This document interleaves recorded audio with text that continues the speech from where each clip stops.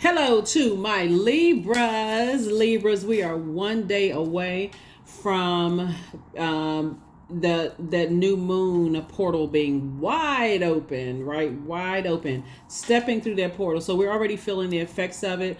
As we're moving towards the new moon, if I say full moon, I meant to say new moon. As we're moving towards the new moon, no matter what cycle we're in, as we're moving towards a new moon, new you, new chapter of your life, new day, new, right?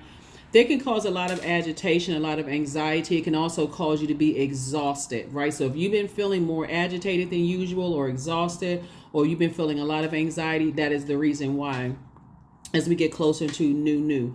And we have, this is the first new moon of this new calendar year, right? So there's really this emphasis for whenever we're coming up on a new you for something to pull you back. And in your case, as an air sign, it would be your thinking and the energy you put out into the universe, right? So remember, if you're watching this on the 10th, and you are, it's one day away, 10 is the number for instant manifestation. But since we're one day away, we're going to talk a little bit about the number 1. So let's do it. Let's see what your cards have to say. We're going to try to keep this short and sweet, Libras. Let's do it. Let's see what your cards have to say as we move towards this new moon on 111. Let's go. First card out of the deck is the Page of Swords. Here we also have, like I said, the anxiety is going to go away as soon as you change your verbiage and your way of thinking, right? So your thoughts, your words, and your actions create your reality. So your anxiety is going to go away because, again, it's like, okay, I'm at the end of this. I'm moving through this new phase of my life. And so 3 days prior to this new moon or whatever phase we're moving into, 3 days afterwards, you start to feel that overlap, right? And so you're at the end of a long and arduous journey. Here we have the Wands card, possibly with an Aries, Leo, or Sagittarius. Somebody is saying, I'm removing some things off of my internal scale, or somebody who could have that in their birth chart, just so we're crystal clear. It can even be a Cancer, Pisces, or Scorpio that somebody has definitely been, like crying over and frustrated. But you're at the end of a long and arduous journey nonetheless. And Source is saying to you, you got a lot of gifts that were passed down, a lot of gifts and talents, like your loved one on the other side has passed you the baton. All these gifts and talents that's going to really help protect you moving forward, protect your peace. So this is the year of wealth, but there's also a large portion of this year is going to be about purging, right? The upside to you being a cardinal sign, that would be you, Aries, Capricorn, and Cancer, is that it can go either way for you all, right? Either you can adapt to it or you can get fixated on it, right? So you want to make sure you're adapting to this new wealth and learning how to be very peaceful, so that you're having overflow of blessings with all this creativity that you have, that was passed down to you, in your bloodline, right? In your water, right? That was passed down through that umbilical cord, right? So Source is saying to you, that's what you want to focus on. This is where you say, you ask yourself, why am I allowing certain things to drain my water, drain me of my joy, my creativity, my adaptability, my sensuality, my fertility, my emotional range, and my sexuality? And where can I take my power back, my fresh water, and I can apply it to other areas of my life, right?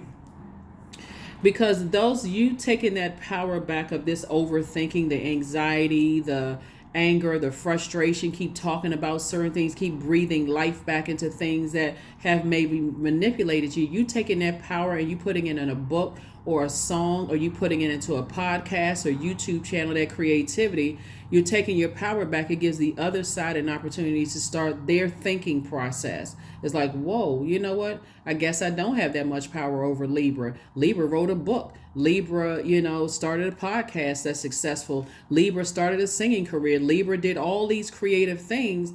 Oh my God, I need to get my act together. That's if they have access to you after that, coming out of a long and arduous journey. Because what you're not going to do this year is go back and forth with some energies that's draining you, right? We're talking about that number 2 yesterday, but today we're talking about the number 1.